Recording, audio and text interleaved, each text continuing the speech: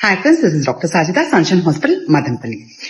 మనం కామన్ గా బ్రేక్ఫాస్ట్ అయినా టిఫిన్స్ అయినా బయట నుంచి కామన్ గా తెప్పించుకొని తినేస్తుంటాం. So idli, dosa or some bajjis or something fried foods అలాంటివి తెచ్చుకుంటుంటాం. బట్ ఇలాంటి వస్తువులు ఎంత ప్రమాదం ఉందో నేను ఇవాళ చెప్తాను.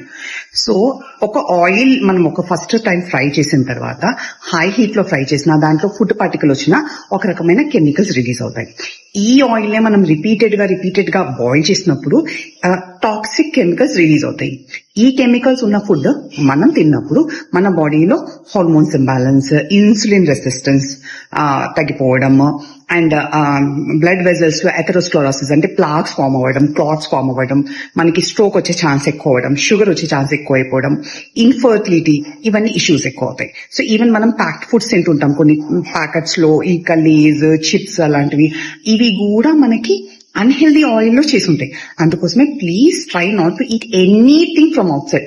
ఏది కావాలన్నా మీరు ఇంట్లోనే చేసుకోండి. ఈవెన్ ఇంట్లో కూడా మీరు ఆయిల్ రిపీటెడ్ గా యూజ్ చేయొద్దు. Thank you friends.